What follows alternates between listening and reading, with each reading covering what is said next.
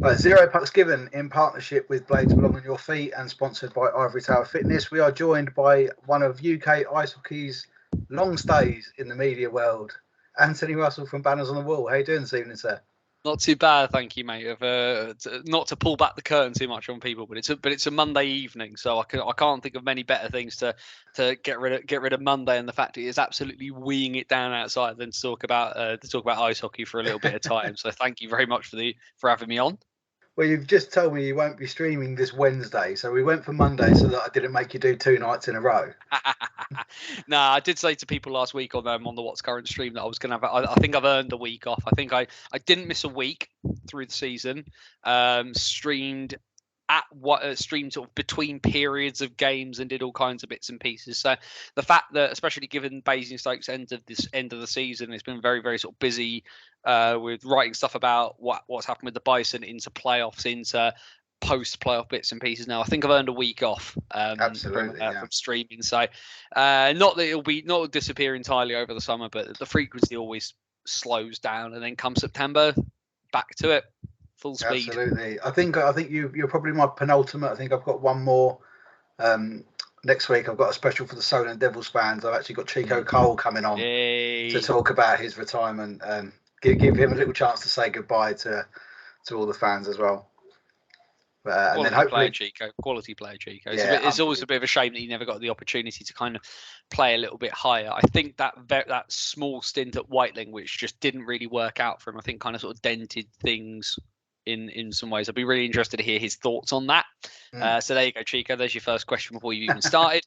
But yeah, quality player. I think Joe Scutts from NIHL Stats worked out that sort of at third tier level, the fact he finishes with a career save percentage over 92%. Just should have had a look in at a much higher level, but that's not where life takes us. Sometimes Chico is a boy of the South Coast, and he's stayed there. And I hopefully as and when those decisions eventually get made, because I don't believe Solent have any retired jerseys. But to be honest, I think they probably should have taken the number 1 off of him in Milton Keynes and just gunned it to the wall. Run it back down the motorway and put it straight on the wall in Gosport. Because I think if anyone deserves that honour for Solent and Gosport, I think it's probably Chico. Yeah, he was my netminder in my team of the year for NIHL 1 South as well. It's obviously I've been at Chelmsford. I've seen a couple of good ones myself with Luca Tassadri and Sonny Phillips, but Chico Cole is the best in the league without a doubt. Yeah, very much so. So unfortunately, I for us, I cut our workload down slightly with Joe and Chris last week. I did the season reviews of Solent and Streatham. So we're going to go with the rest of the league, and we're going to work from the bottom up and start with the 8th place Milton Keynes Thunder. 9 points in total, I believe, that they gathered throughout the year. 3 wins, 22 losses, 3 overtime losses, and a 22-0 defeat to Streatham in there. Did that reverberated around the UK hockey world, didn't it? I think it did, but I think the problem sometimes people have with these kind of things is that the extremes get taken as symptoms of the bigger virus, rather than kind of looking more at things, more looking at the whole thing. The real big issue, I think, for the Thunder this year was kind of the loss of Tom Carlon and Gareth O'Flaherty when they decided to move to Telford, which, to be fair, can't blame either of them for. No. And very much for Tommy Carlon, kind of like the big last hurrah for him. But I think the issue, I think, for the Thunder was just the massive drop off following those two leaving, because you lose 2 elder statesmen of British hockey, because now Carlon and Gareth have both called time, and that was a real chance for somebody to step up into that role and think, yeah, we've lost these 2 big guys, and yeah, maybe we are going to finish bottom of the table, but let's keep it close. And actually, at the beginning of the year, one of the things that struck me with MK was that they weren't losing by massive amounts. You know, they were kind of, they were losing games, but they were hanging around. Yeah. And actually, when you're a really, really young roster like MK are in the main, to hang around is sometimes what you need to do, because the Thunder's meant to be this idea of pulling through those MK under 16s and 18s into senior hockey. It's great. And then Carl and Flaherty leave, and they just went off. They went off a cliff faster than a rock with a rocket attached to it. Yeah, I think before those 2 left, they beat Raiders 9-4. I think that was actually at the Sapphire. They come to the Riverside and won 4-1 as well at the start of the season. So yeah, before those 2 did make their way up to Telford, they were getting results. Yeah, and it's just it's did. one of those things, isn't it? And I mean, you look at the biggest story really with a team like this, as with any team towards the bottom of the table, is just the sheer lack of goal scoring. 65 goals in 28 games just isn't enough. Like, no. We can, obviously the goals against is going to look slightly lopsided, because if you ship what looks 22-0 the first couple of overs of a decent cricket match. Yeah. But yeah, if you think as well, I mean, the only team that every team scored over 100 goals in South 1, bar 2. One was MK and the other was Slough, who only scored 79 goals. Yeah. Amazingly this year. But you think of how much more effective, but Slough were much more effective and much more clinical, I think, than MK. I feel really bad. I do feel a bit bad for the Thunder and the folk who regularly go there. And there are, again, rumours swirling around when it comes to the Thunder as to whether they drop down into South 2.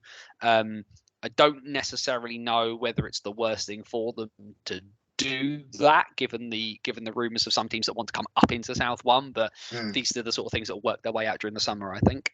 Yeah, I think it does need a restructure. It's something I discussed in previous episodes, I think with actually Chris and Joe last week, that having 8 teams in this league and 13 in the one below creates no real sort of playoff drama in this league, because everybody qualified for the quarterfinals.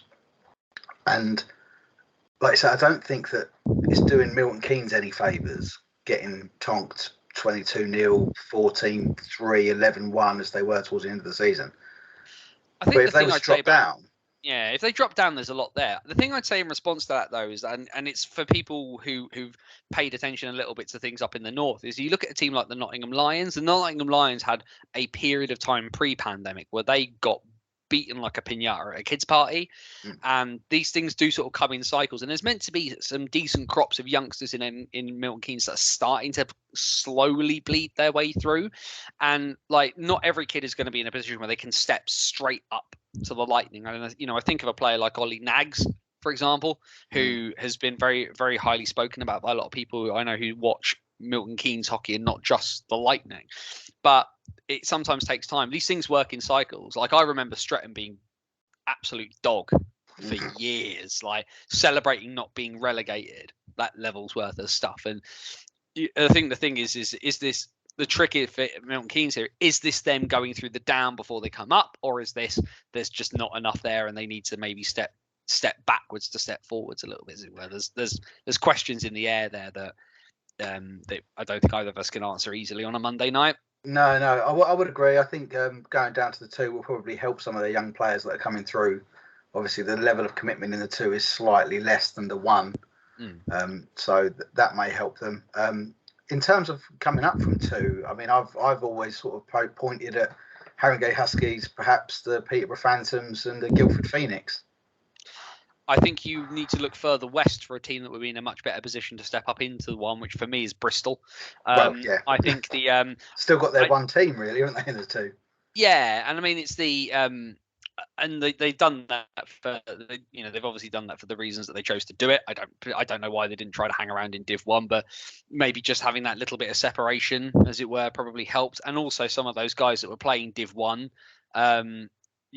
Dropping into Div 2, in some ways you end up with more games because there's more teams to play. But I think there's certainly a couple of teams that would definitely look to step up. But the question I think for a lot of these guys who are playing Div 2 is they're playing Div 2 because they want to play, but they don't want that level's worth of travel and commitment, which sounds a bit of a misnomer with South 2 because you go as far east as Gillingham and as far west as Cardiff Bay. Cardiff, yeah. But certainly the ability, you can. It's much easier for guys to duck out and maybe get a bit of the Severn Bridge flu and not fancy travelling across into God's country. But I think there's definitely a couple of teams. Haringey getting the plexi put into Ali Pally, I think, is massive, and I think is probably a statement of intent from them towards if they don't go this September, maybe they go the year after. Yeah. Guildford will be an interesting one because I wonder if they moved into South 1, what their arrangement would be with things like ice time at the Spectrum. The Spectrum's a very, very busy place, and also well loved, I think is probably the best way to describe the Spectrum now after that many years. So whether what they choose to do, there definitely needs to be a restructure. And if Milton Keynes decided to drop down for whatever reason, and it's entirely it's their decision, but if they did drop down, there's definitely at least a couple of teams who would definitely have a very, very serious conversation amongst themselves to step into Milton Keynes' shoes if they wanted to do so. To finish off Milton Keynes with a couple of their players that I think have had good years for them, obviously despite what looks on paper quite a disappointing year. Alex White was their top point scorer. He has of course left for pastures new, of which we're not entirely sure yet. Even though we can all probably guess. There's probably rumours, but yeah. Yeah, he has. And I think Hayden Hagger had a fantastic year as well.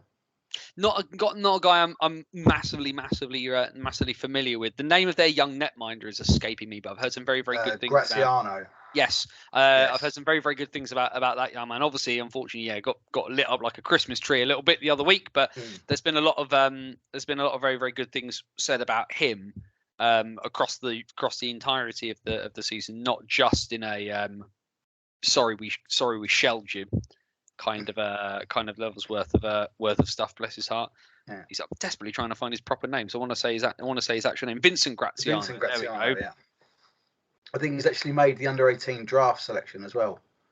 Yeah, wouldn't surprise me. It's a good thing, a good way for a couple of these younger guys who are kind of on the edges of things like sort of North and South One to just get a little bit of extra hockey. Their last little bit of under-18s before they have to kind of kiss juniors goodbye. Their last chance to play with some of their mates they might not get to play with again. So fair play to the lad. I mean, just skipping through, when you think of how much of how many pucks both him and Craig Bradfield have faced this season, for the both of them to have, I mean, Craig Bradfield's ended up with an 89, nearly a 90 save percentage on the MK Thunder with a goals against of 6. Like, that's mad. Yeah. that's a good year on a bad team. And Vincent's ended up with an nearly 84% save percentage with a goals against of over 8. Like, that is a tough gig. So the fact people are still speaking about Vincent in decent terms, I think says something about his play. Absolutely, yeah. And I think, if he's having one of those nights, he can actually make it quite frustrating for you, especially if you're able to sort of get through the Thunder and create the chances. Yeah. He does tend to stand on his head quite regularly. And we actually had at Chelmsford Sunday, we had 3 of our Chieftains players make their final bow for the under-18s. So they're done with juniors now. So it's coming time for quite a few of the lads now. So moving up then from 8th into 7th is the Oxford City Stars there. We did discuss, just before we came on air, actually discussed one of their players previously. 24 points, 11 wins, 15 defeats, 2 overtime losses. They actually had, I think 7th looks harsh on them. I think they actually had quite a good year. I think that's sort of it felt a little bit like Southie was kind of split a little bit into kind of 3 kind of sections, which was kind of Solent, Streatham and Solent kind of lurking around the top, because even though Solent we knew were going to be the more dominant force in this league, Solent always kept them within arm's reach. And then you had this sort of weird middle pack of Slough playing well, but then having dips, and Invicta being in and out, and Chelmsford kind of being in and out in that sort of middle raft of it. And then you had the 3 sort of a little further down, which was Romford, which was Romford, Oxford, and MK. You almost could put MK on their own a little bit as the further the season went on, and yeah, I mean, like, Romford's making of the finals weekend felt like them very much kind of punching above their weight again, because their league form was just Romford's league form yo-yoed all over the place, and we'll talk about that in a bit, obviously. But Oxford, like you say, yeah, I mean, Oxford, it felt like at times they just never quite got their claws into into getting a really, really good run going. I mean, just sort of quick trying to skim through, looking at bits and pieces here, because of course, obviously they've had the cup chucked into this as well, and I'm just trying to see. So they're a 5-game losing streak, a 6-game losing streak, but they never sort of won more than like 1 or 2, like 3 on the bounce is their longest winning streak of the season. Yeah. And then you think if there's a couple of games in there as well where they lost them by not an awful lot. There was a couple of games right at the beginning of the year. They went on a 3-game winning streak to start the season, and then lost 4 on the bounce, all by a goal. Yeah. And it's the difference between an okay side and a good side is the ability to convert those 1-goal losses into one goal wins, even if you have to sort of squeak them out in overtime a little bit. But that Oxford side I think is kind of a team that's more than a sum of its parts. There's not a ton of people. I mean, there's obviously names people recognise, like Dax Hedges feels like he's been around forever, but but there's no. I think this is a team, and it's a very Simon Anderson coaching trait that's kind of more than the sum of its parts. Kind of levels worth of stuff. Like, yeah, there's names. There's a few people in there, and obviously the arrangement with Bristol, so they had people like Bailey Hine-Pitcher coming in. Josh Abbott stepped up from Guildford and winning a Grand Slam last year, and obviously we talked about Xander Wardlaw as well. Joe Llewellyn they had from Bristol as well, and when that man is on the ice, he is enormous. Yeah. I stood behind him in the queue for the bar at Milton Keynes last year, and I couldn't see the bar. that is a large lad. But yeah, you think about, like, it's obviously not a very, very long schedule in South One. Was it like 28 games in the regular season? And I mean, there's guys who've obviously been in and out of that little bit of the roster, but you think there's some pretty decent performances in there. Like, we talked about Wardlaw.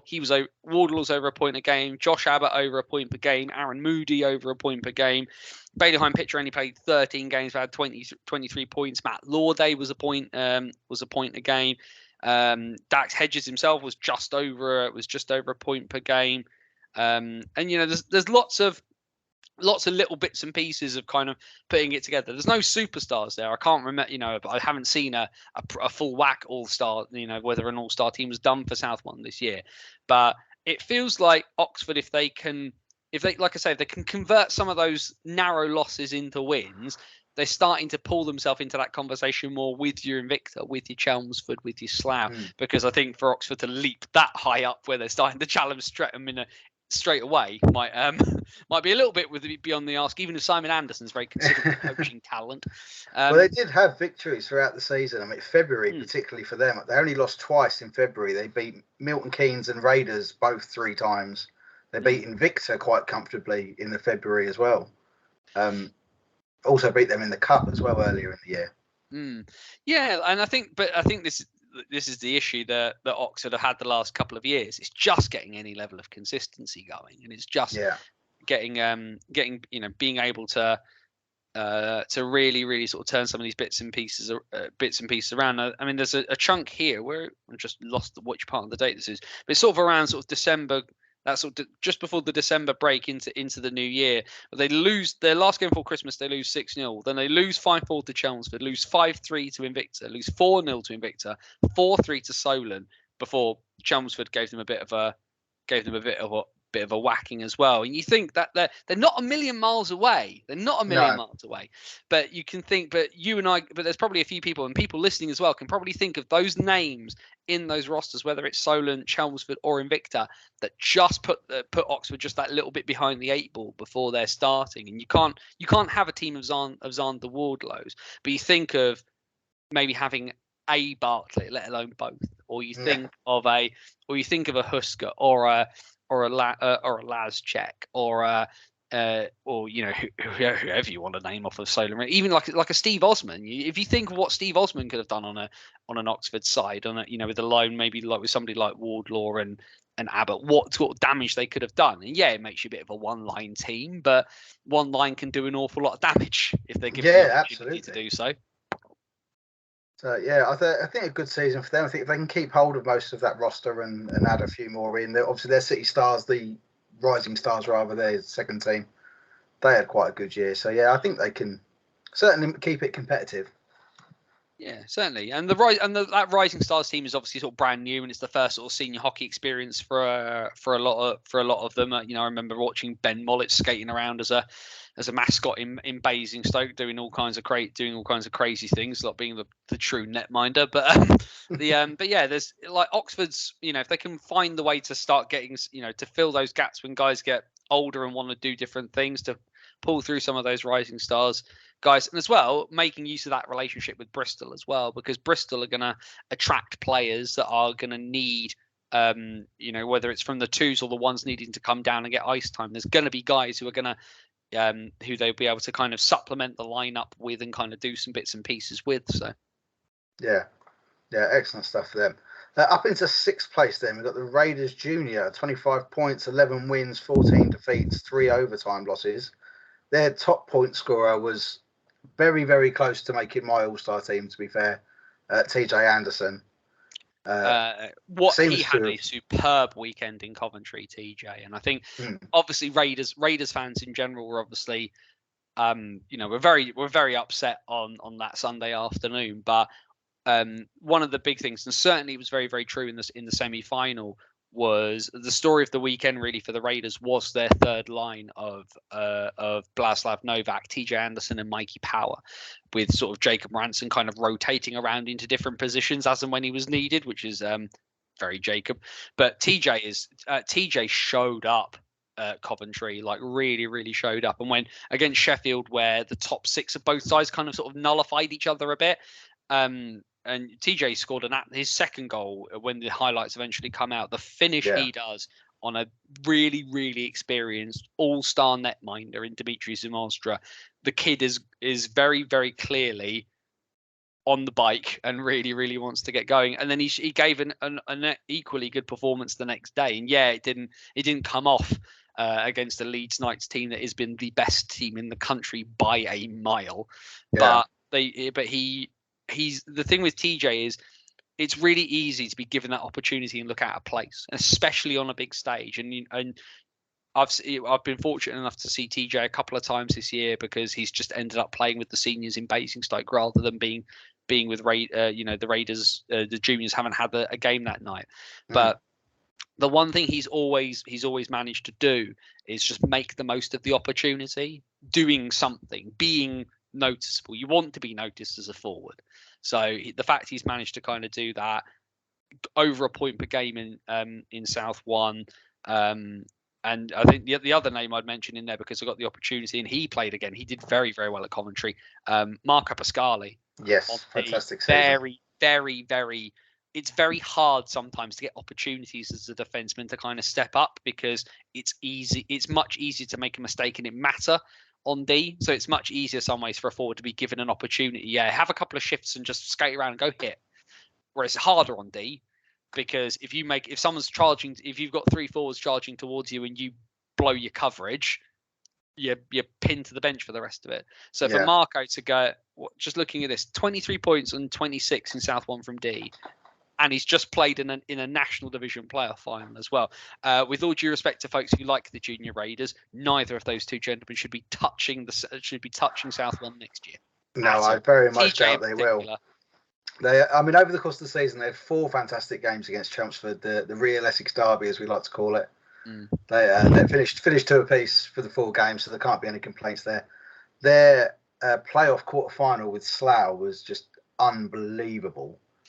Keeping tabs on this because, of course, it was happening around the end of the national division season, which I focus very, very heavily on. And I'm sitting, and because for those who aren't aware, during Basingstoke Bison games, it's me doing the match night tweeting. So I'm sat there, and things are kind of rolling through as I'm keeping tabs on what I'm trying to do, and it's just like, who needs defending? Romford and Slough have just decided to abandon defence. We're going to go back to the 80s and no one's going to stop anything. And it's just a case of who's going to score more goals and we'll forget about it. And everybody and their mother seem to get a shot on net over the course of those two things. But this is the same thing. And the same thing actually with the senior Raiders. They seem to build them different. They never say die, do they? Don't count them out. And as well, like you look at some of the numbers, like the penalty kill numbers, not so good. Power play numbers are like running at 20%, just under a 20% power play is not terrible. Like fair play. Courtney Grant on the power play is just deadly. He picks up so many of his goals on the power play. I think 10 goals on the season, of which 10 goals on the season, 4 on the power play. 6 at even strength. So that's a pretty nice, tasty percentage of the goals he's managed to score coming on the man advantage there. Not a guy I've had the opportunity to see, unfortunately. But this is the joy of doing some of these things like this. Like I try, I've tried more over the last couple of years to try and have a broad focus and try and touch a little bit of everything, and that's what's current stream is for, to look at the whole of the NIHL.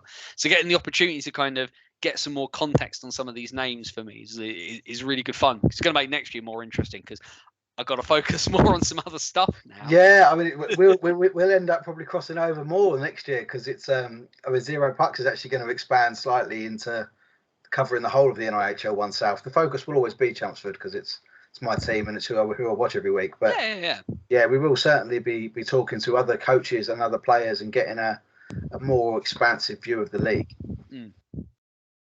But yeah, good season for the Raiders. As I say, we always love the Essex Derby with players like Courtney Grant. A lot of them, say Courtney Grant, Elliot Dervish.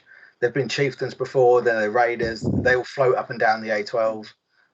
So we have Callum Burnett, Ollie Baldock, and the likes at Chelmsford that have been at Raiders. So yeah, they'll always float up and down the A12. It always keeps that interesting. So we'll skip over fifth because that was Chieftains. We'll do that at the end.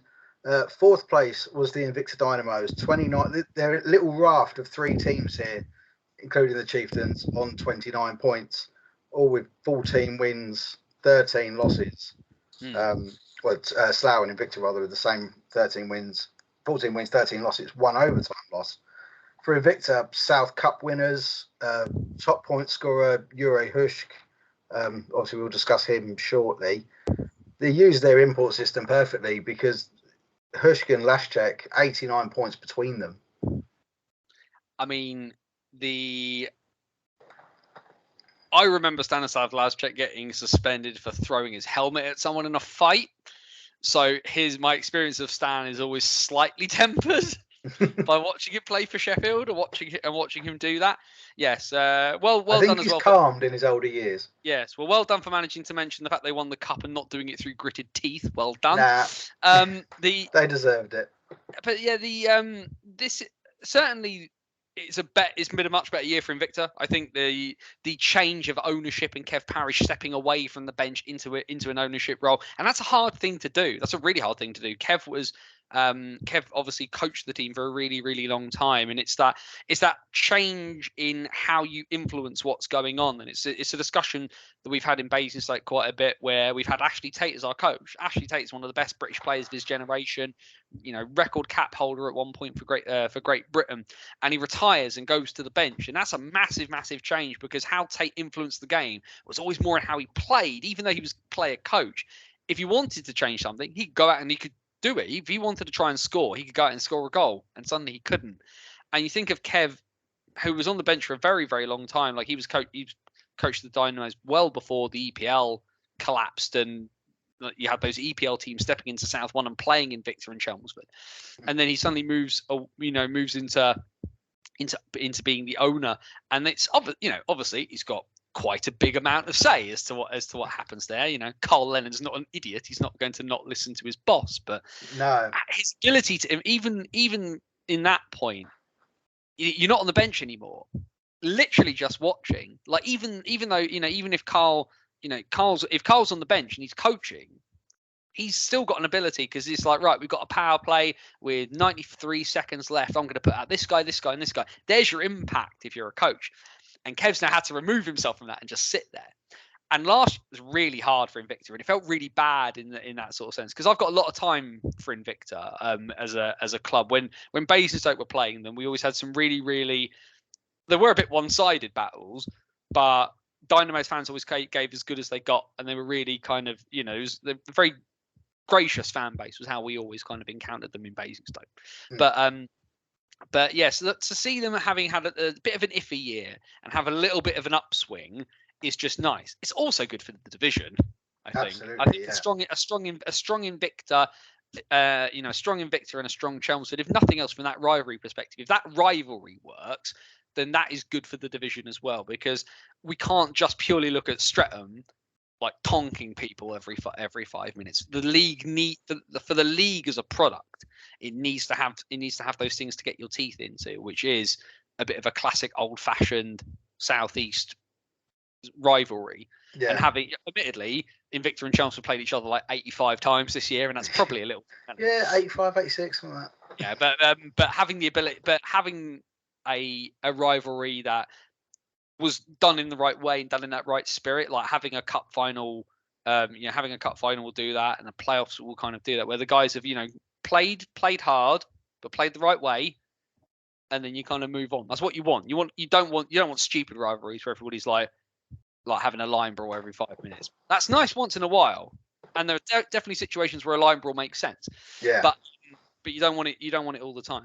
And Invicta have been great. Have been pretty good value for money all in all this year. They have, and from what I've spoken to some of their players, I selected Harrison Lillis in my All-Star team.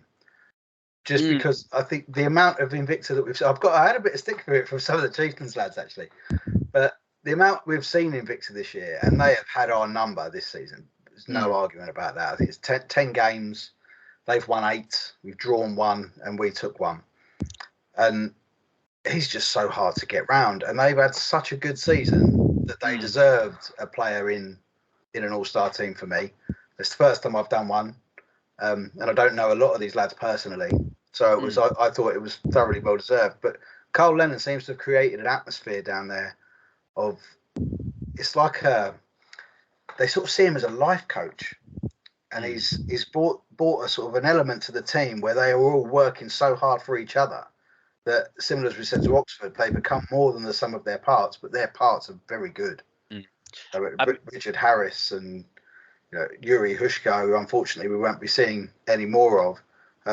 But of the times I've spoken with Carl Lennon, I'm a little bit in love with Carl Lennon. I can't lie. I'm still just amazed by the fact that Aaron Strawson's still tottering about. Bless his heart. I remember him on the Isle of Wight. But there's some really, getting Owen Dell back as well, when you think of the level he's been playing at as well. Massive addition towards the back end of the year. Talk about getting a ringer in for the cup final there, fellas. Well done. Yeah, he was fantastic. But also as well, there's that element on the back end as well, and people will rightly sing the praises of Tyler Della Batusha, especially even though it didn't quite work out at the end of the season in terms of Peterborough and the playoffs and things like that. But 17 years old and thrown very, very much into the fire. But fair play to Owen Ryder, who very, very easily, there's a lot of talk about Tyler, and justifiably so, because between Tyler and Luca Tasadri, they're going to be they are the immediate kind of future of British netminding in terms of things. But Owen has, his numbers are 100% not world beating. 88.9 save percentage, 4.7 goals against is not world beating numbers. But he's put he's put bits and pieces on his back, and where Tyler's been in and out and bouncing around for Peterborough, Owen's carried the team, and it's been Owen's net. And it has been, and even to the point where maybe, and obviously Tyler's availability has not been as great as it maybe could have been for Invicta, but he could have very easily, in that situation, knowing there's that kind of spectre kind of like lurking over his shoulder a little bit, so that crumples some goalies, or they go, right, you're going to be in and out my net. You want to come and take my net? You come take my net. And goalies all love each other, and they all want to succeed, and they all want each other to do well. But fair play to Owen for really just kind of, you can't argue with the fact that there are only, in South 1, there are only 3 trophies, of which he's the netminder that's won one. So fair play to him for that. And shout out Harvey Bryden as well. I know he didn't actually appear in that many games this year, but there's been 3 goalies in Invicta, so he got a medal too. Yeah, I have got Owen Ryder written down, because you said his numbers, I think, are actually quite contradictory to his performance. I think the goals he's conceded, you wouldn't expect many netminders to be able to do anything about. But it's the performances that he's been putting off, particularly in the final sort of series against Chelmsford, the cup final, and then the playoffs. He was doing them things. Damn lies and statistics, everybody. That's the lesson here. But now, another fantastic year for Invicta. I expect them again to be up there and competitive next year. But they will be doing it without Yuri Hushka. I personally feel it was harsh. Although I was there, I didn't actually see what happened, so I can't comment on what actually happened. I just saw the aftermath. But having spoken to Joe and Chris, who were commentating, they sort of have seen video. Yeah, I think it was harsh. It's clearly a frustration rather than a permanent, like a purposeful attempt to injure someone. Mm. I think there is a real issue, and this is where the real issue with the tariff system with the IHA discipline really comes out, is that there is no there is no leeway for intent. And that's actually a real problem here. And it's one of the flip side of it is this is one of the problems where the Elite League Department of Player Safety really struggles, because the principle of how Elite League DOPS works is actually brilliant, because it mirrors a lot of what other European leagues do. But what the Elite League's really guilty of sometimes is just massively undercutting the idea of it, it's an elbow to the head, it's one game. Well, you can really clearly see there that right at the last minute, he stuck his elbow out and caught the guy in the head. It's not an accident. He's elbowed a guy in the head, and you've not taken intent into account here in the complete opposite way to what the EIHA system does, which just doesn't even look at intent at all. And I think the other thing here is, and some people might think, they're just trying to sort of excuse this, but Hushka should definitely get a ban for this. His stick is his responsibility, and however frustrated he is, his stick, throwing out of your hands, fair enough, you probably would have got a misconduct off the ref anyway, because you're just being an idiot. But if your stick leaves the ice, clears the board, and catches someone in their head, mate, you definitely need to be sitting down for at least 20 games for this. Yeah. But a 2-season ban is massively disproportionate, especially when I think of Derek Campbell in the Elite League being banned for 47, I think it was 47 games, because he fought a guy off the ice he fought another player off the ice in the crowd at Hull, right? Where is the proportionate nature of them banning a guy for 2 seasons there? And the frustrating bit about it is that actually, to the IHA's credit, the statement announcing why they'd made their decision was actually much better than some of their ones have been across this year, having moaned at them quite a bit to do more of it. But yeah, it just kind of feels like they've handcuffed themselves to a setting here where actually they just need to kind of just take a bit more of a nuanced look at this, and they've got the ability to do so. It's not like Invicta were playing the next day because they lost. Yeah. And it's not like anybody's going to be playing until September because the season's done. So launching out and saying it's a 2-season ban, when also you think of that some of those Blackburn players were banned off the back of their ruckus they had in Nottingham, and a couple of those guys were meant to be banned for 2 years. Well, those got chopped down pretty sharpish.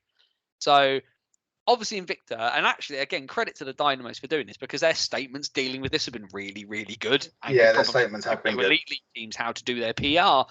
But the thing I'm really, like I say, I venture this gets dropped down, and it should be dropped down.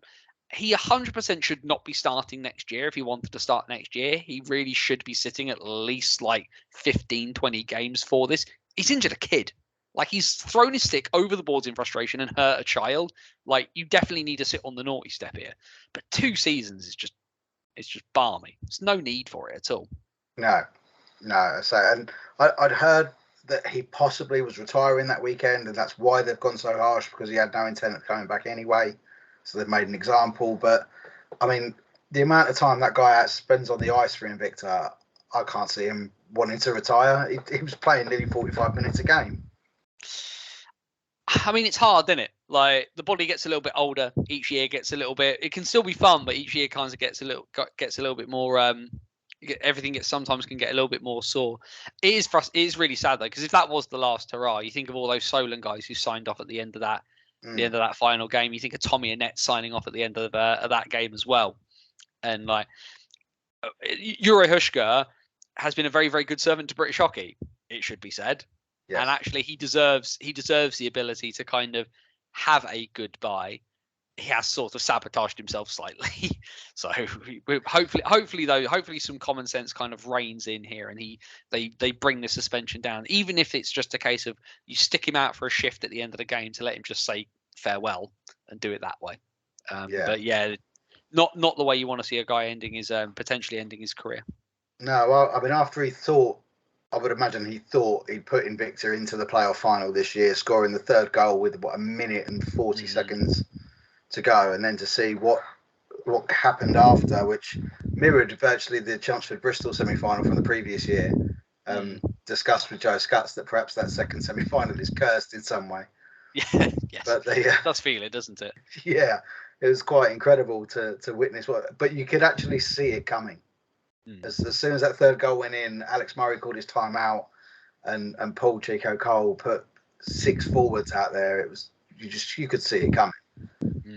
So it was astonishing stuff. But yeah, a great season for Invicta with the cup, making the playoff semi-finals as well, and finishing 4th in the league. I think they'll be happy over the total with their season, and look forward to the next one.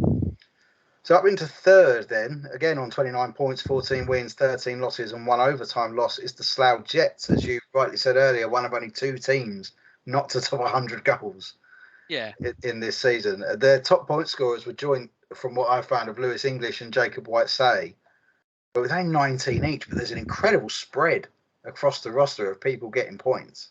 Yeah, it's pretty crazy. I'm just skipping my way down. Even Brett Shepherd got a couple of points. The only keeper to do so, unfortunately, by the look of it. So no Ron Hextall award for most points by a goalie for him this year. But I tell you what, and it's one of those things that I got into a little bit of a habit of doing was watching Slough Jets highlights, because the Jets put together like a relatively decent highlights package anyway. They do. The Jets look fun. Like, it's a bunch of kids running around. And sometimes that works. Sometimes that's not good hockey, because it's like puppy dogs, just like, it's like kids playing football in the playground in year 3. Following the ball. Yeah. But actually, they've got, I think probably the criticism of them this year, from having spoken to people who've watched the league a bit more, was they're a little bit overly physical at times. And they kind of sort of lost their tempers a little bit when they didn't necessarily need to. But the stuff I've watched, and obviously the highlights are 100% edited to make them look good. But you know what? They look good. They look like a really fun team to watch. So they should be. If you're editing your own highlights together, you want to make it look good. Yeah. Let's make us look terrible. We've lost 25-0. Certainly one of the names I will mention, a couple of names that I'll mention on here, because I'm going to cheat. Roman Cathcart and Ollie Hemmings-Mayo, who have split time between the Jets and the Bison this year. These two have been fun. Cathcart in particular has been one of my favorite things to watch this year, because as Hemmings-Mayo got more shifts in Basingstoke, because Ollie's got quite a natural scoring touch, and he got opportunities when guys were injured and guys were hurt to kind of go out and play in a more, you're more of a goal scorer, Ollie, go out and try and score a goal.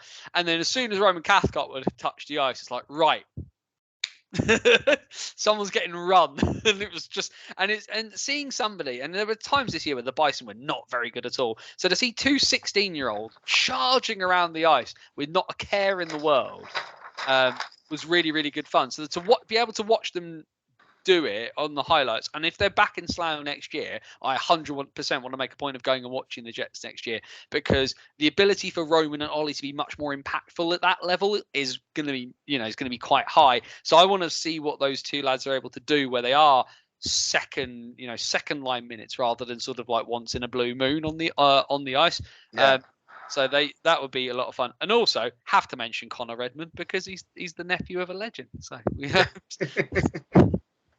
Well, I had Jacob White-Say actually also in my All-Star team of the year. I think he's a fantastic young player who's just been away with the GB18s in Serbia. I think he was an assistant captain actually out there as well, or if not the captain. I believe he was captain, and the Moore brothers as well. I know Sebastian spent much more time with Slough, but Christian did some really, really good things as well with Bristol. This year. I know there was reportedly some very serious discussions about trying to get Christian to go join the Pitbulls full time that never quite came off. But you think as well, guys like Luke Smittle. I mean, talk about coming from pedigree. Like, absolutely, that kid looks like he'll be very, very good in the not too distant future. Yeah, I mean, what Lucas has managed to do down there is put a team together of, obviously, as real young, energetic players. But they do play with structure. They've got systems that they do stick to, and it has been their physicality that's been their downfall recently. In some of their defeats for the season, because they've tried to be physical with teams that are just better at it, and then they've ended up losing their rag. Yeah.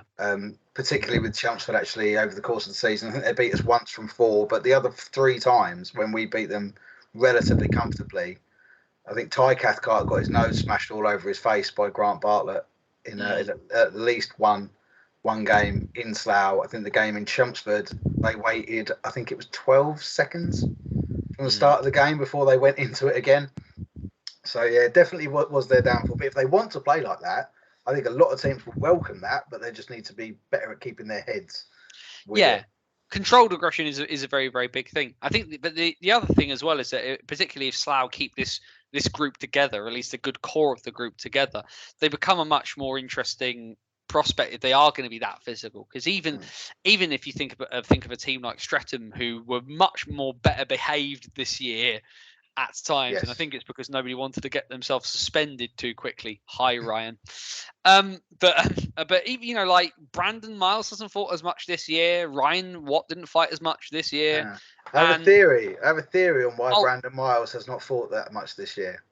To be fair, I venture a lot of them would have been told by Ben Paynter to be on their best behaviour because nobody wanted to jeopardise that game against Solway. But I think he's had new teeth. Oh, you reckon that's it? He's trying to protect the important dental wear. Well, he should do what Ross Cowley does and wear a cage then. But the thing with Slough is that actually, if you like you say that they're the young pups learning. Like if you're going to go and try and have a fight with one of the Bartlett boys, like it's not a loss if you learn, kind of thing. Yeah. And actually learning how you're getting some of those getting some of those bits of frustration out of their system.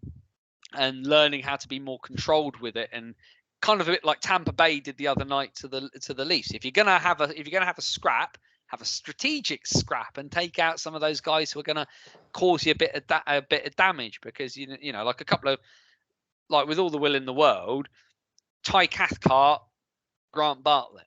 One of these guys is of a much higher value to his team than the other is there, and so it's not the worst thing in the world, albeit. Having a scrap with either Bartlett boys probably not high on your list of smart things to do. No, so even with my background, sent for Julian Smith. It's like, no, what are you doing? Even with my background in boxing, I don't think I'd fancy a go at either one of those boys.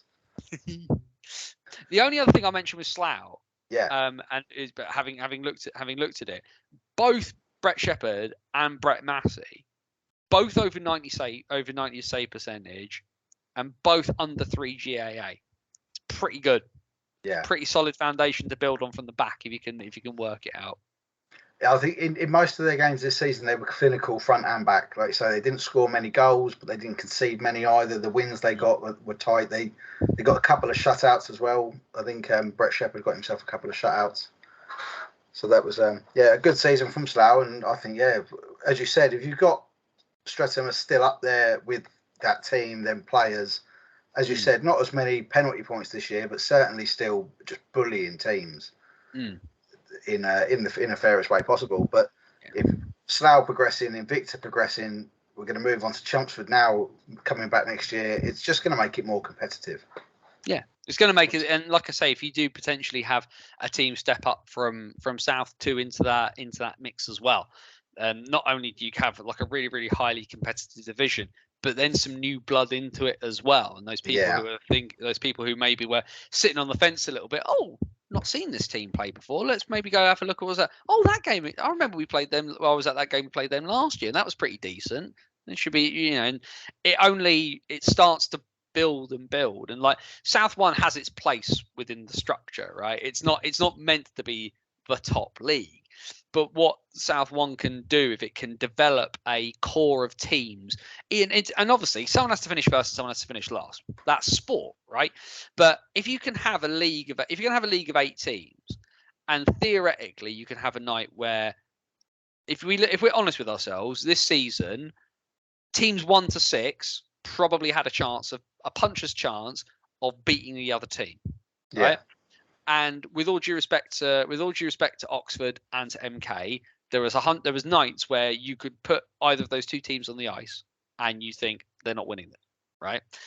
Even by an outlier's worth of margins. But Oxford, if they can, Oxford can get better, and they've had an okay year, and they can develop, and they'll come on, and maybe something magic happens at Milton Keynes, and they stay and they get better. But if you can get to a point where any team can beat any other on a given night, which was, for me, the strength of the national division this year, was I don't think there was a more competitive league in British ice hockey than the national division.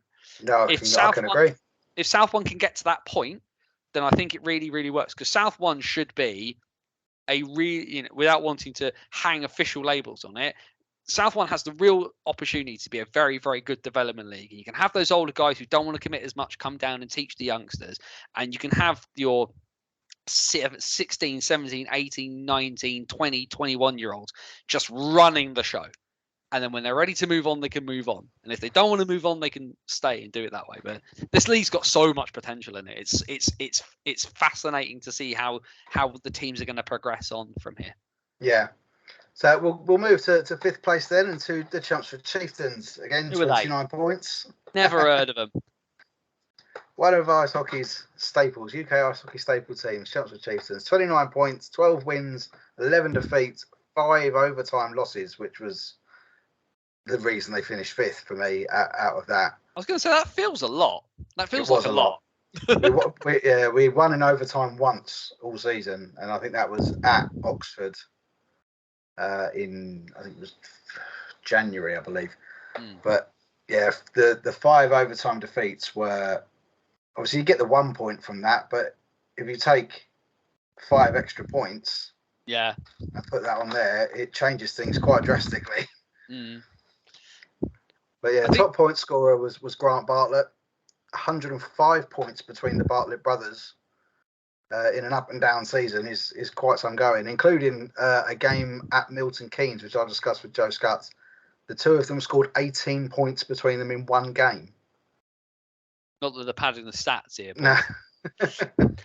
One of the really telling things here, and if folks want to look through NIHL stats here, one of the big things I think is a really, really telling stat here for Chelmsford this year.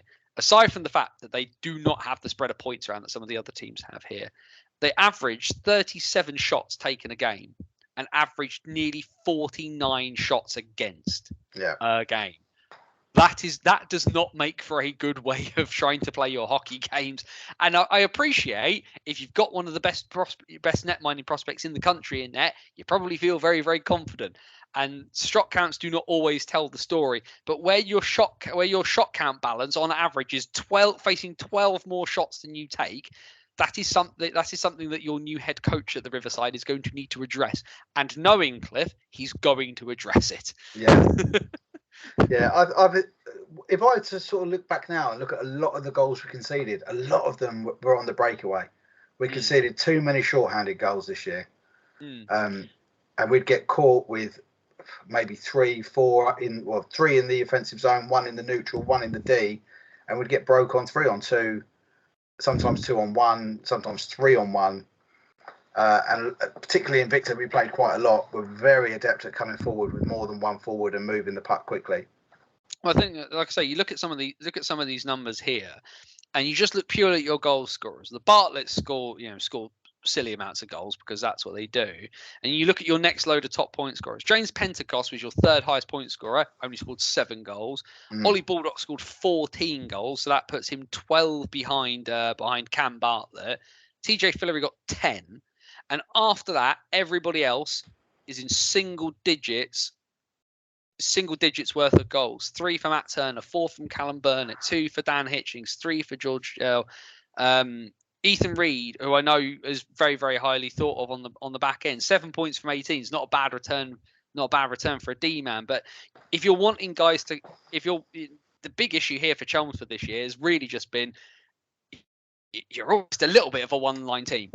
And to be fair, what a line! Like if you're gonna have two brothers play together and score just like a metric buttload of points, then knock yourselves out. But you've got to then be able to shut up shop at the back, and Chelmsford haven't done it. No, and I think it coincided with Neil Lydiard leaving. Was when we started to look a bit shaky at the back. Yeah, turned up and instantly became our best defenseman in Basingstoke. Yeah, he couldn't turn that down when it was offered, so no one blamed him for taking it. But it's his experience and what the lads would tell me about Lids, that he loved taking pucks, didn't care where or how hard. He's great because I was very fortunate enough to actually be sat next to Neil Lydiard at the Bison end of season awards dinner last Friday night, and his quip to me was it was just too slow to get out of the way. And to which my response was nobody. And no, you lie. You're very actively getting in the way now, Lids, and you have done for quite a while. But and he wants to keep going. So where we see him play next year, I don't know. But it looks like we'll get at least another. He's had his Ric Flair moment and retired and then played in South One and then come back to the national division anyway. But yeah, I think, like I say, there's a real issue here. I think for and like Callum Burnett and Dan Hitchens getting 10 points each off the back end. It's not bad. 28 game season, 10 points apiece. That's good. Callum Burnett missed a good portion of the season as well with injury. But I'm a really big believer in I like my defenders to defend. It's a bit of a cheap example, but Ben O'Connor is a defenseman, and one thing Ben O'Connor's really, really good at is putting up points from the back end. I much prefer Ben O'Connor to score 10 less points a season but give up less goals. Yeah. Having watched Ben O'Connor for quite a while now, but yeah, I think obviously the netminding core, and sorry to Sonny Phillips in all this because he was kind of the odd man out in that dance, but both Petr Cech and Luka Tasandri finished with over 90% saves. That's great, but Luka's goals against is over 4. Which to have that save percentage and that goals against tells you that somebody needs to put something in front of that young man. Yeah, to help him, they're taking too many shots. Yes. What's he faced there? He's faced 736 shots in 27 games. So that is a lot. That is a lot. That is a lot. And Luka, aside from that, as we've seen, as regular listeners to this show will know, very polite young man. He's very, very good at what he does. Get him some D, Cliff, please. Yes. Help the kid. I say we're not 100% sure whether he's actually coming back. I know he's got university options possibly for next year. So it's something I've not discussed with him on the podcast because he just doesn't know. So it's something we're looking forward to. Like you said, he's such a good young lad. He won our awards this year. He won the Players Player, and he won the MVP for the season. So he's well aware of how highly he's thought of in Chelmsford by his peers as well as the fans. And we would love to see him back. As for our other netminder, he wasn't there at the presentation awards. We don't know if that is the last we're going to see of him or not. His new pad set may suggest he's coming back. I mean, with all due respect to Petr Cech, given his week work, given what he does during the week, he's kind of excused from not being from not turning up to everything as much as he possibly could. Well, he was in Belfast in the week, so he was in Belfast during the week, and fair play to him for joining in with that one. The very amusing photograph of him next to Giants' perennial third netminder Andrew Dicko Dixon was quite a sight, because obviously Petr is very, very highly thought of in a variety of circles, but there are fewer popular men in Belfast ice hockey than Andrew Dixon. So it was just brought a wry smile to my face of who's the bigger legend in Belfast in that photograph, given the amount of Arsenal and Chelsea fans that reside in the province. Yes, I would imagine so. Yeah. But I think Cech had a good season when he played. It became unfortunate with obviously the imports on the ice rule, which is changing for next season. Obviously, the import goalies is coming in, but we couldn't see as much of Sasha Maltsev as we would have liked. A young lad that we've had from Ukraine who's now living and learning over here, and will be with the Chieftains for long term, hopefully. Because towards the end of the season, where we were having suspension issues at the Chieftains, Cam Bartlett. Like I said, we don't know what's happening with the Bartletts yet, but I can't imagine Cam Bartlett wants to go out on a 7-game ban. No, probably not. So the fact that we were down them attackers meant that Maltsev had to play, getting Lucas Sardry in nets and Cech riding the pine. But in 4 games, I think it was at the end of the season, Sasha Maltsev went from 4th, 3rd line every now and again to 1st line. Just incredible hands. His dad sends me videos of him ruining people in the Ukrainian under-18s league at 13. Yeah, I mean because the rules that have kind of stuff that's kind of been announced, and I know Joe obviously mentioned about it. And there's been some changes that are very national division focused, and some that are kind of for everybody. The propensity for a young lad like Maltsev to kind of come on as a result because he's an import in the loosest of possible senses, because like being an import in a hockey league should be as a result of choice, not because somebody decided to invade your country. Yes, absolutely. But he's got an opportunity now. Like if they're fully gonna have these import rules across the entire NIHL structure, then more power to the lad for taking that opportunity. Let's see what he can do. And as you say, Chelmsford based now. There's no reason not to give him the time if he wants to hang around and he wants to if he wants to kind of really put himself in the shop window here. I mean, it's worked for Vlad Volkanovs, who's now on the. If you think of Vlad Volkanovs a couple of years ago, who went from coming over here and went from uni hockey to Div 2 to Div 1 to national year after year after year. Next year will be the first year he's stuck with the team in Britain for more than a year. Wow. Because and Volkanovs is a very, very talented young man. And I'm not saying Chieftains fans, that we want Maltsev to immediately disappear from Essex. However, if he's got the ability and he can really show up next year, and if we're going to welcome folk into our country and we're going to make spots for imports and we're going to make spots for people who have who necessitate them to be in Britain for for reasons of their house being flatter than an A4 sheet of paper, then let's get him in. Let's get him playing. I think is probably the best way to describe. Absolutely, yeah. So that's so we're all looking forward to what Lewis Clifford's going to do for next year. Obviously, young players coming in. He did mention, I spoke with him as well in Milton Keynes about using the sort of extensive academy setup that we've got at Chelmsford. The academy at Chelmsford is absolutely flying. So that can only be a good thing for Lewis to have in his back pocket. He did mention to me he wants to play hard and fast, so the lads should be in the gym over the summer. Yep, and that's very much that was very much Cliff's MO when he coached the Lightning as well. Always a physical side. I mean, it was built out of the core that MK had. That's obviously starting to whittle away now. Like Lee Jameson's obviously retired now, which is a very surreal thought for someone who's been I feel very old now as a result. But some of those guys that he was around and he sort of played with, your Grant McPhersons, your Ross Greens, your Lee Jamesons. Like if that, when he says that, he means that. Be prepared for a Chieftain style that might have been a little bit more rough around the edges than last year. Yeah, so we don't know really who will be coming back from the current roster. We know most of the fans would like most of them to come back, because I think Mark Saunders put together a pretty good roster at the start of the year. It took to even after he was let go for it to click, and now it seems to have finally started to click. Yeah, although like I say, I think that the big issue there that is it clearly there's some defensive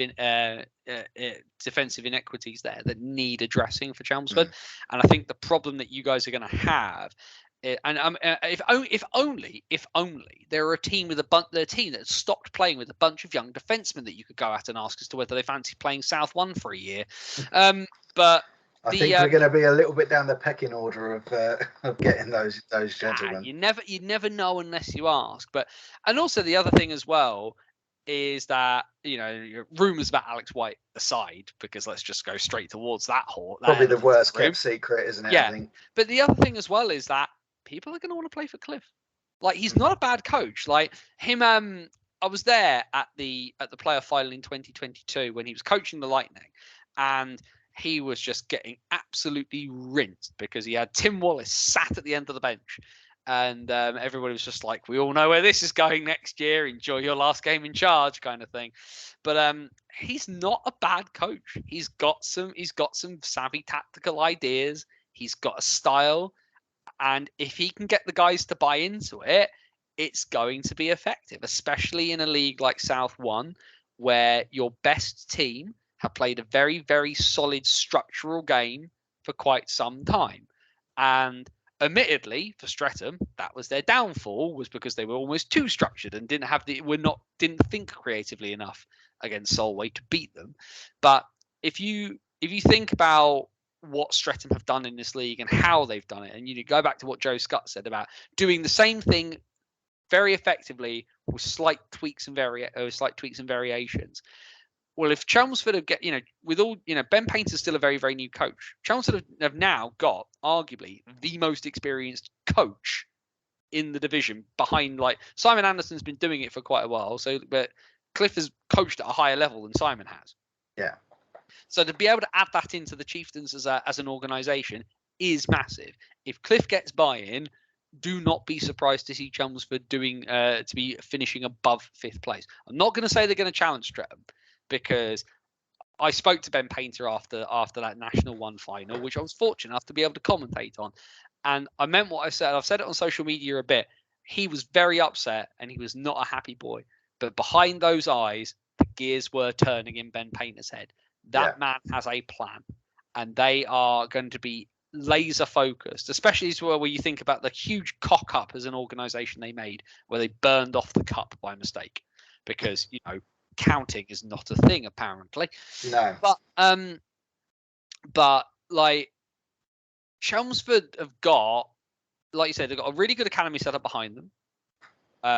They've got the ability for a bit of some fresh ideas coming in, where last season, as I think as Chieftains fans will admit, Mark put together a good side. The pieces didn't fit the picture of the jigsaw a little bit, and it picked up a little bit at the end, which is great. But there's a real chance here for Chelmsford. It doesn't feel like they're hitting the reset button like Invicta did. Like Invicta hit the reset button and had to go down to come up. Chelmsford feel like they're kind of on a point here where they're hitting it's not so much hitting the reset button. You're just turning the tape over and then pressing play and then pushing on to the next bit of it. Admittedly, if you lose the Bartlett boys, who knows? It might just all go completely pop. That's a lot of points to try and replace, isn't it? So yeah, but I think Chelmsford fans should be. It's a phrase, cautious optimism, I think, is probably what I'd say. See your roster first. Don't get ahead of yourselves. But like, there's some real ability there. And even if you do lose guys, like, if Luca does, I don't know, Luca goes to university in Sheffield, for example, like, all right, that'll scuppy you a bit. But there'll be a keeper somewhere who wants to play for Cliff. Yeah. And there'll be defensemen who want to play for him, and there'll be guys wanting an opportunity, and new coach, new place. They'll come. Like, there'll be guys who will stay, of course. But like I said, if I'm a Chieftains fan, I've got a little rubbing my hands together a little bit. I'd be excited for this new season if I was a Chelmsford fan. It's all well and good being a Streatham fan. Only way is down when you've won everything 1,000 times. Yeah, cautious optimism, I think, is definitely the line that we're going for. So that's it. We've wrapped up then Division 1. I've just got a few things to ask about what you normally do, Anthony. You've been incredibly gracious, giving me a lot of shout-outs on your streams recently, because I do join in, watch and comment. So. Yeah, well, it's collaboration, not competition. I've been doing this lark now for 12 years, and that was going to be my next point. Congratulations, 12 years of banners on the wall. Thank you. I'm an idiot. For people who aren't familiar, because I appreciate I'm not what I do is not as known kind of in Chelmsford. Banners on the Wall was all born out of the fact that I started doing the match night updates for the Bison, because I used to just like do it on my own Twitter, and it was just I was a much younger man than I am now, and I was just sarcastic to the point of wanting to punch myself in the face at times. But when the club asked me to do stuff for them, I was like, I need an outlet. And I've written my entire life, like the whole writing about the hockey is the newer aspect of this. I've written since I was a small child, and I'm 38, nearly 39. So writing is the passion, and hockey is the prison that I do that through. Yeah. So the ability to have the opportunity to do some of the weird stuff that I've been able to do, including the one game I have DJ'd, which was a Chelmsford Chieftains game. Oh, really? Be said. If you dig back through the annals of Banners on the Wall, it's pre-pandemic. But the only game I've ever DJ'd was an NIHL 2 South game between the Basingstoke Buffalo and the Chelmsford Chieftains. Both Bartlett boys, I think, scored at least 3 goals each on that one. I think it finished 12-2 to Chelmsford. But I have managed to trip and fall and open my big mouth and gotten a lot of opportunities because I've been stupid enough to say, I'll have a go. And people seem to keep letting me have a go at things. I'm the literal definition of hard work and perseverance, sometimes over raw ability. Because the great thing about writing is nobody is a natural writer. You have to work at it. You have to write, and you have to write when it's awkward, and you have to write when you're ill, and you have to write when you don't feel like writing. And I've been really, really fortunate that people have given credence to what I say, and that I've not sort of been drummed out for being too outspoken because I'm very outspoken on certain issues, and I've made but the useful thing about the longevity aspect is that people have realized I don't say things for the sake of saying them. And a really good example is I don't like the Peterborough fans much. Don't like watching them play. It's not a style of hockey I enjoy. I dislike watching them. I don't find them very entertaining, and I watch hockey to be entertained. I've been really fortunate in the sense that after a while I've been able to have conversations with members of the Phantoms who realise that it's not I hate you all and everything is terrible. It's a stylistic difference of opinion, and it's fine. And the other thing as well was I was like, and it was January of 2022 when Will Weldon was announced, who's the captain of the Peterborough, and he was announced as having his testimonial. And like, I made a point of just sort of going, you know what, whatever you think of Peterborough, credit to the man for sticking it out for 10 years with one club when he could have quite easily gone on and done other things or not bothered or not phoned it in. And like, Will Weldon is a rat, but he's a good rat. And Will said to me, you've interviewed a bunch of people. Let's do it. And I was like, you know what? Yeah, let's actually do it. And the two of us just ran straight towards the elephant in the room, which is just like, I think he said something along the lines of like, I've had so much fun reading your reports after we've beaten Basingstoke. And I was like, yeah, and I hate watching you play still. And that's the best thing sometimes about British hockey is that actually we're not here to, like, the competition is the on ice bit. We're here to watch a game, and the game has a winner and a loser, and that's cool. And off the ice, actually 99% of people want the same thing, which is we want this sport to be as good as it can be, in as good a position as it can be, and to push on and do as many good things as possible, and for me that's whatever the level. I'm not fussed too much about and it's not to say like I'm not one of these people who thinks the Elite League is the worst, is like the horrible, the big bad lurking in the corner, right? The Elite League's the top level of British hockey. Can't sidestep that. Most money in it, the best standard of play. But I think the idea for me is that there is as much value in Nottingham versus Sheffield on Boxing Day in front of 8,000 people as there is in Lee Valley playing Solent Junior Devils in front of 25, because the sport is the sport, and the sport is fun. That's my big thing about this, and this is the thing that with my writing that I want to show people is that I try to treat everything as important as everything else, right?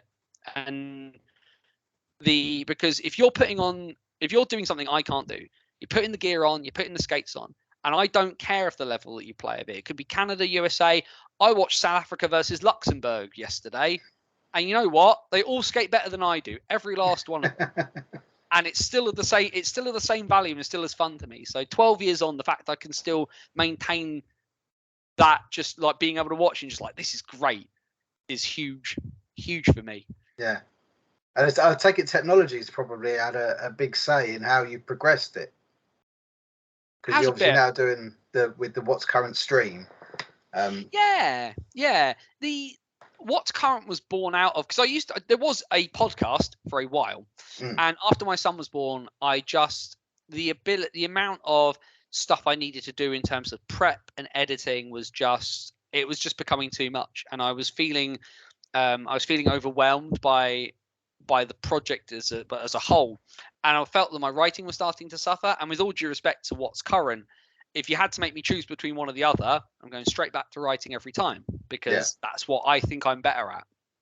But What's Current was born out of wanting to be able to get an outlet to talk about everything else that was going on around what was happening in Basingstoke.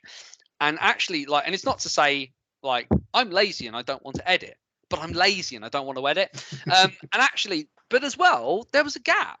Like there's with all due respect to the many, many good podcasts that do it, whether it's A View from the Bridge, whether it's 3 on 3, whether it's Cat's Whiskers, whether it's all of these different things. Like the Elite League's oversaturated with the amount of stuff they're looking at the Elite League. there's sod all in the NIHL. Yeah. And I don't know why, because there's so much more NIHL. And obviously you're doing your bits, and there's like the Wildcast in Swindon with Ben and Tom when they both remember to be in the same place at the same time to actually record it. Yeah. But like What's Current was born out of like, I want to do something, but it needs to be this kind of quick and like almost like quick and easy, not disposable, but like pick up, put down. And I wanted to be able to do something like that along with all these sort of like longer form pieces stuff that I was doing. And yeah, the technology, like Twitter Live was a thing for a while, and it was really good. And then Twitter Live decided, like even before Elon Musk took over Twitter, started becoming a dumpster fire. Wasn't it Periscope or something? Was that? It was Periscope. Twitter Live, yeah. And now everything is on YouTube for What's Current, and I should have made that change sooner. And it looks much better now, I think. And I have Joe Chatterton who did my graphics for me, which look really, really nice. I'm still learning how to use OBS. I have no idea how some bits of it work. He just told me what to do, and I press buttons, and it seems to do the thing. So yeah, it works. But yeah, the technology's come on leaps and bounds. But ultimately, at the end of the day, and probably a little bit after you and I finish talking, I'm probably going to sit down and probably do some writing in a little bit. Yeah, I mean, it's the technology with me. I mean, I'm crap with technology. It's never been a thing that I've been particularly good at. I've picked this up relatively quickly, actually, with regards to the editing and a lot of the videos and stuff that I put together. But it's where it's kind of snowballed so quickly, because like you say, there was nothing really especially for NIHL 1 South. Obviously, when I was looking to start doing this, I found yourself, I found 4,000 Counting, and 3-on-3 as well, but they're obviously Elite League. I think it's Pucking Mad is a new one, actually. I think that's covering a little bit down here. But I have now kind of grown slight ambitions for it to grow it slightly further, to possibly some sort of highlights package, a sort of NIHL match of the day. Well, the thing I'd say is Drop the Puck up north, who were the guys who Drop the Puck TV, who they do the stream up north, don't they? They do the stuff in Widnes, but they also every so often will do, and they're all up there. If you search on YouTube, and this is the other thing I'd say to folks down here in the south, and all of you lovely people over in Chelmsford. Chelmsford's great, but there's a ton of stuff out there. Go find everything. You can't watch it all at the same time, obviously, but like Drop the Puck. If you say to yourself, I wonder what 1 North is like. Drop the Puck do a really, really good 90 minutes worth of patching together highlights from bits and pieces, and this is just what's been the great journey for me recently, is just coming down a bit more into more of the NHL 1 and 2, and just looking at stuff that I just never would have seen before, like Nottingham Lions and the and Telford Tigers 2, and it'd be really nice, Bradford Bulldogs, please somebody stick a camera in Bradford, because I'd love to be able to watch Bradford more than once a year. And I can't imagine what sort of stuff is the new Lee Valley gonna have when that opens, because if they've not put an ISDN line into there, I'm gonna kick someone. I can't imagine. I mean, have you seen the building? Yes, it looks superb from the outside. It looks phenomenal. Yeah, it's. I'm gonna wait and see in terms of where I'm going next year. Because of course, with the Bison pausing for a year, there's the question I keep getting asked every 5 minutes is, what are you doing next year? And the answer is, I don't really know, because it's April.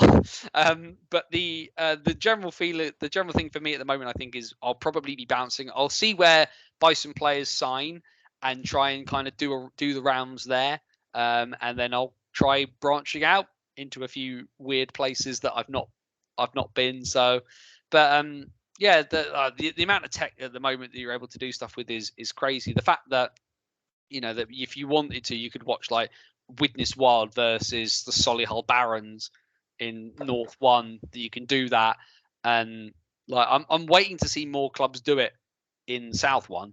Yeah.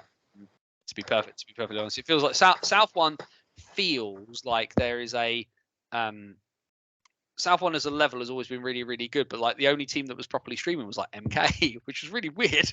But of course, they've got the kits sat in the box. Got all the kits sat there, yeah. And Tim, I can't remember Tim's last name, but Tim, who was filming for the South 1 playoffs, just does an incredible job with the camera up on the gantry, the GoPros at either end. It does an absolutely incredible job. As far as I'm aware, every team has to video their game because if there's a disciplinary issue, they have to supply video, or they get quite a hefty fine. Oxford got fined for it this year, of course. Yeah. You have to record it, but the regulations and the difference between recording for those purposes, you need to have one camera that covers the entire ice. You can literally for that, you can just plonk a camera somewhere, and as long as it covers the entire ice, you're set. Yeah, I think at Chelmsford we do have one of those ones that kind of like remote follows. Yes. And that's all Nottingham use. That's all the Nottingham Lions use. If you ever watch a Nottingham Lions stream, it's that camera. And they just feed it through and hook it up to YouTube and stick, I mean, Chris Gadsby commentates for the BBC. He's commentated on a Women's Cup final yesterday for the BBC. So they are quite fortunate in the fact that they're able to put like a high quality commentator into it rather than the national Division 1 national final, which got me. Admittedly, George Perrett, really good job you did. Thank you. But George Perrett, who was calling the play-by-play on that, was superb. Watching his process before the game, how he sorted himself out before was fascinating. Was really, really good. But there's so much stuff out there, and there's so much potential for just what this sport could be. I've said it before. British hockey is haunted by its potential, and that's at every level. That's not just about the national team. Although I feel it feels sometimes like people focus too much on that. But yeah, there's good in all of it. It's good in all of it. If I can have fun watching Philippines versus Mongolia from the Division 4 World Championships in Ulaanbaatar, then we can find a way to get something out of Chelmsford versus Oxford on a Sunday night. I'm pretty certain. Yeah, absolutely. Yeah. I know the club have said they're not overly keen on doing live streaming because they want to get as many people in the barn as they can, but some highlight packages would be nice. Myth. This is a myth. It is a proven myth that doesn't mean anything. Your live streams will not affect your live gate. What you will get is a secondary revenue stream. Who owns the Chieftains? Because it's the Bartlett's dad, isn't it? Derek Bartlett. Yeah. So Derek, hi Derek, Anthony here. It has been massively disproven that live streams will affect your live gate because your live gate will be for people from Chelmsford, and people from Chelmsford are not going to choose watching a tiny black disc on a screen over watching it live. Your live streams are for your away fans, and if I was having to travel from Oxford to Chelmsford, I might think twice. So I can either get a tenner if they don't turn up in my barn, or 15 or nothing at all. £10 is better than no pounds. Knock yourself out. Well said. To everybody in the league. If you want to have the argument with me, and I'll quite happily sit down in the pub with you and do it. Excellent. Well, mate, thank you so much for your time this evening. It's been a real pleasure to chat to you. Obviously, go through the league and talk a little bit about what you do with BOTW. Not a problem at all. Always happy to poke my head above the parapet. So. Made a career. I'm an articulate loudmouth, is what I've told people for a very, very long time. So I have no intentions of stopping. Absolutely, I don't think I've got a title like that yet. It's coming. Don't worry. Oh, I'm sure. I'm waiting for the bad reviews first. The good ones have been lovely. The stuff the Chieftains fans and other people in the league have messaged me, just the nicest things. I'm really looking forward to some hate. So we'll sign that off there. Thank you very much indeed. No worries, mate. Not at all. Not a